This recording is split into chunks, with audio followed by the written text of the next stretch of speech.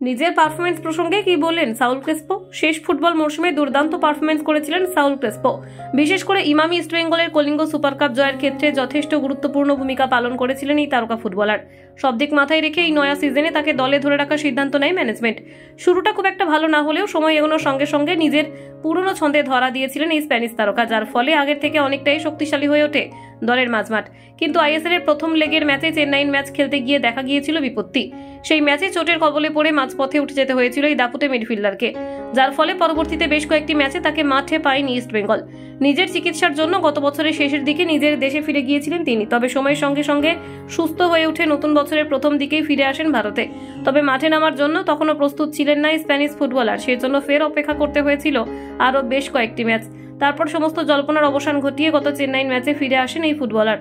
স্বাভাবিকভাবেই তার ওপর ভরসা রেখেই পুনরায় দক্ষিণের এই ফুটবল ক্লাবের বিপক্ষে জয় ছিনিয়ে নিতে চেয়েছিলেন সকলে, কিন্তু আশানুরূপ ফল মেলেনি। আসলে চোট সমস্যা কাটিয়ে উঠে মাঠে ফিরে এসে হারানো ছন্দ ফিরিয়ে আনা যে খুব একটা সহজ নয়, সেটা যেন প্রমাণিত হয়েছে লাল হলুদের গত হোম ম্যাচে।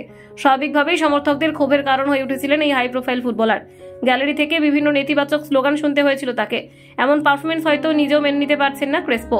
সেই নিয়ে পরবর্তীতে নিজের সোশ্যাল সাইটে মুখ খোলেন সুপার কাপ জয়ী এই তারকা, যেখানে অধিনায়ক হিসেবে লাল হলুদ জার্সিতে মাঠে নামার একটি ছবি আপলোড করে তিনি লেখেন, চোট থেকে 2 মাস পর পুনরায় মাঠে ফিরে আসা সবসময় কঠিন।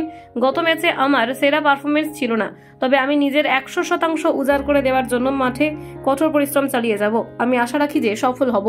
দুঃসময় কাটিয়ে অতীতে সেই পুরনো ছন্দে ফিরে আসা এখন অন্যতম লক্ষ্য এই ফুটবলারের। কলকাতা 24/7.in।